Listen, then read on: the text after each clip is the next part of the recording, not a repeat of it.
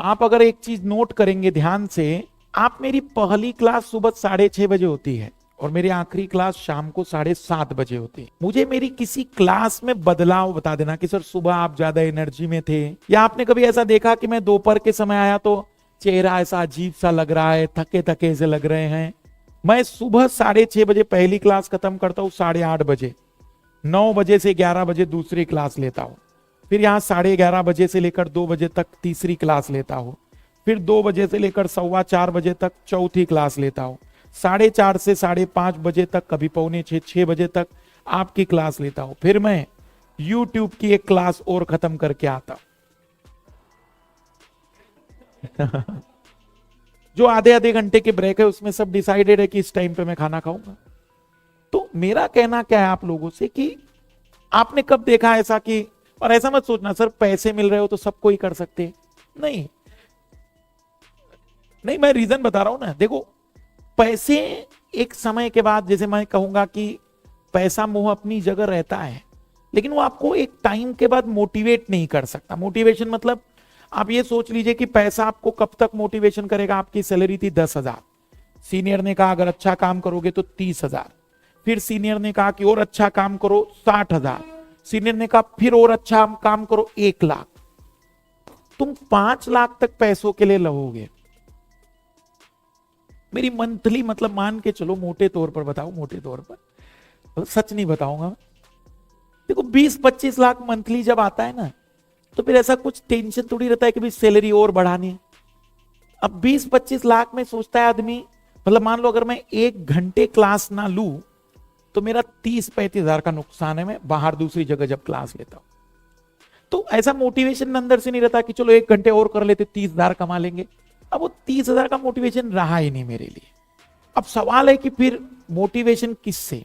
Motivation है कि जब मैं क्लास शाम को जब खत्म करके घर लौटू तो मुझे एक सुकून रहे कि हाँ भाई आज का दिन मैंने बहुत ढंग से यूज किया है, पूरी ताकत से यूज किया है। और ऐसा नहीं मैं ये कहूंगा कि भाई मेरी कोई मशीनरी चल रही, नहीं, मंडे टू फ्राइडे पूरी ताकत से काम करो ताकि सैटरडे के दिन एक इंजॉय रहे कि अब हम आज छुट्टी मनाएंगे, आज हम कुछ बेटर नया करेंगे, कुछ सीखेंगे।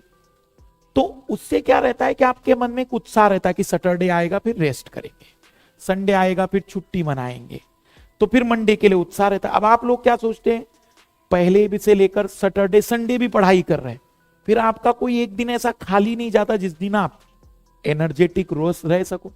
तो आपका दिन प्रतिदिन एफिशिएंसी क्या होता है, कम।